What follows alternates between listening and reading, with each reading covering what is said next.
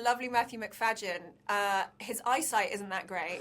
And there was mist, and he had to walk through, and he couldn't actually see me. The two of you look fantastic. How are you today? Well, thank you. Very good, thank you. I'm just seeing my face looking back at me from behind your shoulder. Yeah. One of the best films of all time, 20-year anniversary of Pride and Prejudice. Keira, you'd be surprised how many actors are obsessed with this film and compliment this poster all the time. Amazing, so. I'm thrilled. I love the pink frame as well. The pink frame's good. Yeah. But I also love that I'm right near Buffy the Vampire Slayer and Scream. I mean, the combination here is amazing. And Wizard of Oz. Amazing. Wizard of Oz. Yeah. This is my film taste behind me, okay? Congratulations to the two of you on this film. It was so suspenseful and intense. It's an amazing book adaptation, in my opinion. And Keira, your character in this film, Lo, she's a journalist, and I feel like she's just being gaslit by everyone around her. What was your emotional entryway point into Lo? I think, I haven't played that many people who are so certain. And I think, so it's her certainty that I loved. And that feeling of like, she knows she's right. She knows she's after the truth. She's like a dog with a bone, but she's living most people's nightmares, which is I am telling the truth and nobody believes me. And so I thought psychologically that was super interesting. But the opportunity to play the hero in kind of a role that would traditionally be a male role in these kind of thrillers was something that really excited me. Absolutely. And that's true. She was very, very sure of herself. And Simon, I also really loved the scene where Lo is in the pool. I'm a claustrophobic person, so I was freaking out. Talk about filming that scene with Keira. How did it look on set? How challenging was it? Because that was easily one of the most suspenseful scenes in the film. Thanks. Interestingly, for a while, lots of people were advocating cutting that scene from the film because they were like, it's taking too long to get to the reveal. And I was like, you guys are aware that this is like one of the best scenes of the film. And they were like, no. And then it turned out that Cassidy, the executive, had misread the big print and thought that she was just getting pushed from next to the pool, like that she's just sitting there and that she just kind of stumbles into the pool. And then she saw the rushes, which is the footage you see on the internet, in LA. And she went, oh, she gets pushed and she boom, boom, boom, boom, splash. And she was like, that's insanely good. And I was like, yeah, that was what it was for the last 2 years while you were trying to cut it. But yes, it is really, someone actually, like, that wasn't a stunt environment. Someone, not Keira. Jess, my very, very brilliant stunt person. Exactly. Okay. Jess did all of that falling. Like, she had a few like bits of padding underneath her costume, but she fell down a boat and into a pool. And you cannot believe how hard, because that pool is only 2 meters wide. So that's like 6.5 foot wide. And you just go, how did you manage to fall backwards and make sure that you didn't smack onto the actual ground? Like, pretty skilled falling, and then also make it look like she doesn't want to be falling. Yeah. And then she took over when the face.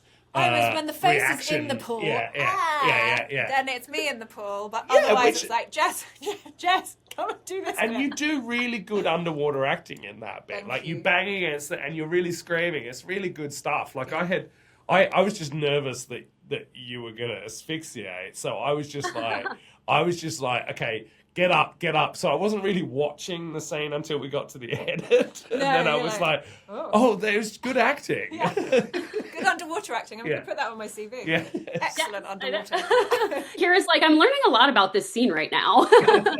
Yes. I do want to ask about Pride and Prejudice, Keira, because it is the 20th anniversary. It's one of my favorite films of all time. And one of the best scenes in cinema is that final end scene where we see Mr. Darcy walk through the field towards Elizabeth Bennet. I spoke with Joe Wright about it years ago, and he said that women were crying on set. All I remember is that the lovely Matthew McFadden, his eyesight isn't that great.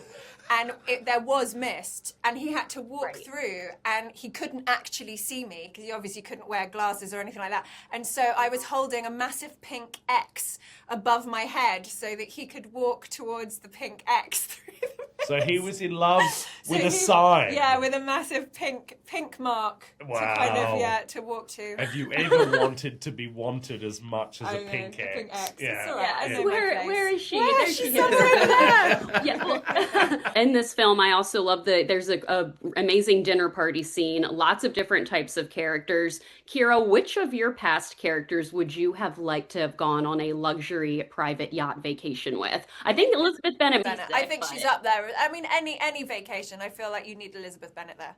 That's going to be great. And Georgiana from The Duchess. Sure, but she's a bit of a train wreck. You know, I think you might have an interesting time, but you don't know where that one's going to go. Whether Elizabeth Bennet, you're just going to have a nice time, interesting chats. She's going to be great. Well, thank you all so much for your time. This was a dream interview, and I can't wait for audiences to finally see the woman in cabin 10. Thank you guys so much for your time today. Thank you. Hi, Guy and David. How are the two of you Hi, Lauren. today? Good morning. Good, thank you. Congratulations on this film. So completely suspenseful and intense for me. I'm a cruise girly, but this is making me think about getting on a yacht again, okay? Guy, you were incredible in this role as always, and I feel like in your career you've played so many morally ambiguous characters. What do you feel like is your biggest like morally ambiguous character, or one that kind of you struggle to kind of let go with after filming? Oh, well, I don't know. I mean, I don't know if it's so much about a specific character that I've struggled to let go of, but I probably found it harder in the old days when I was working to let go of characters more so than now. Now I'm much more able to really separate. I have much more trust in myself in being able to step into a character and step out of a character than I used to. And I've felt pretty confident now for the past 10 years or so, being able to do that more. But you're right, I have played lots of morally ambiguous characters. I mean, funnily enough, there's a TV series I did in Australia called Jack Irish, and Jack, the character I played, was beautifully kind of sort of laissez-faire about everything and kind of had an ambiguity about him that was great fun to play. It's not something that perhaps a lot of people around the world might know, but you know, it's always fun to play a character who ends up being reviled, you know, by the audience, but because you've lulled them into a false sense of security with the character. So it's, you know, characters are just fascinating. That's sort of why we do it. You know, it's delving into the many versions of psychology that exist out there. I love that answer. It's interesting to hear you say that it was harder earlier in your career versus now to kind of let a character go. That's fascinating to me. Yeah. David, well, your character, Ben, like when we meet him here, he clearly has a history with Keira's character, Lo, and you guys kind of had to develop that prior history on your own. How did you work with Keira in developing their past history and finally seeing where we meet them at the start of the film? It's a good question. I think, you know, when it comes to like backstories and the character's history and what have you, I'm quite loose with it. I don't really like to have too many fixed points, because what can happen is if you kind of use those as like crutches and now you're on set and the gift is presented to you, you're like, oh, actually, I can't lean into that because I've got this, that, and the other. That's my history. But I prefer to having it very kind of loose. So me and Keira did speak about it, but a lot of the stuff that we spoke about was just very kind of open-ended scenarios and situations, which we didn't have to be married to. And then with all that information, you kind of let it go, and then gracefully, when you're working these scenes, you allow the residue of those conversations to kind of be part of what you're paying attention to in the scenes. But I never try and force anything in. You guys definitely did it very organically. I love that. Guy, if you could go on a luxury cruise with any of your previous characters, which ones would you like to do? I like Waylon from Prometheus in the Alien world. I know. I really just want to see his transformation live, honestly. I don't know. He'd be a handful, wouldn't he, to take on a cruise? He'd probably he'd have a lot to say about what was wrong with the boat, and you know, I don't know. You'd want someone who was easygoing. I don't know if I've played any characters that are too easygoing. Oh, geez. And Mayor of Easttown, he was a little bit more easygoing. Oh, he was easygoing. Yeah, that's a good one, Yeah. actually. I totally forgot what his name was, or is. I think, was it Richard? Oh, I want to say actually, I think it was Richard as well. Yeah, I take the other Typecast. Richard. Yeah, The other Richard. I take all the Richards that I've played. Happy to list Guy's filmography here to everyone. Well, I would chat with the two of you all day. I'm so excited for audiences to see your performances in The Woman in Cabin 10. Thank you so much for your time. And Guy, I'm very excited for your next Ridley Scott film. I love your collaborations with him. So definitely will be sat for that. So do I. Thank you very much. Great. Thank you guys. Bye. Bless you. Bye. Hi, Ruth. How are you? I'm good. How are you? Good. I have your beautiful book right here. Oh, looking Yes. stunning. I thought the adaptation was absolutely fantastic. So congratulations to you, first of all. Oh, thank you.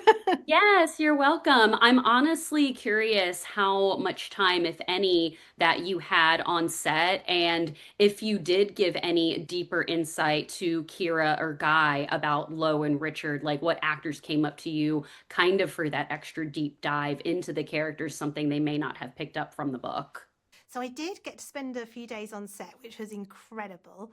Amazing. I was able to visit at some of the filming in London, but also, and this was probably the highlight, I got to go down and visit the yacht, which was incredible, because I have still never been on a cruise. So being able to step onto like this sort of super luxury yacht straight out of my dreams was, yeah, it was a really, really surreal moment. But I didn't have a ton of creative input into the film. I was really happy to just kind of let the team get on with, I sort of felt like I'd said everything I needed to say in the book.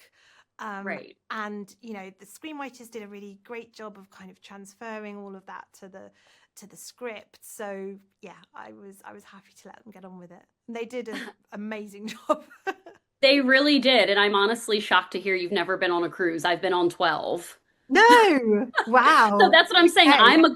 I'm a cruise girly, so that Yeah. gave me that extra interest, you know, for reading the book and then the film. And I mean, honestly, after this, I would still want to do a cruise. I don't even care.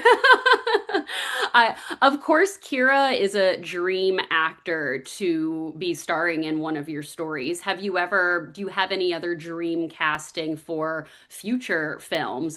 Any other actors that you would love to have in one of your future stories? Well, so I don't dream cast at all. Like a lot of writers, when they write, will have someone in their head to kind of help them describe the characters. And for whatever reason, that just doesn't, it's not the way my imagination works. My characters kind Fair. of come to me sort of fully realized and three-dimensional. And so, you know, being asked who to play them is sort of like being asked who would play your mum or something. It's kind of Right. like, but they're real people. So the honest answer is no, but I have, you know, so many actors that I love. I mean, to be honest, a lot of the actors that I love watching are in this. So I feel like I've ticked off those boxes. But yeah, I'm just in awe of how actors are able to sort of do something that's so easy on paper. You know, I can tell people what my character is thinking and feeling because we're right inside their head. And they somehow have to do that all through facial expressions. Like, how does that work? What are some of your favorite novel adaptations in film, if you have any off the top of your head? Obviously, for me, you know, I love Gone Girl. Pride and Prejudice is one of my favorites. Do you have any favorite novel adaptations? Also, that a turn into massive films? fan of Gone Girl and Pride and Prejudice. The two that I've been watching recently, one I've just watched was Murderbot, and I actually hadn't read the books when I started watching that, but the series is amazing, and it's made me really want to go and read the books because everyone says they're really funny. And Slow Horses, which I'd read and loved the books before I watched that, and I was so nervous because Jackson Lamb is such a hard character to pull off on the page, let alone on screen. And I just wasn't sure they'd be able to do it. And I thought they absolutely nailed it. They really nailed it. I spoke with Gary Oldman and Jack for that series, and I absolutely agree with you. They fully nailed it. Well, Ruth, I would chat with you all day, but I'm so excited for audiences to see The Woman in Cabin 10, especially my dad, because he's a big mystery thriller guy, and we both love yacht stories. So this is right perfect. up our alley. I'll tell him I hope he enjoys it.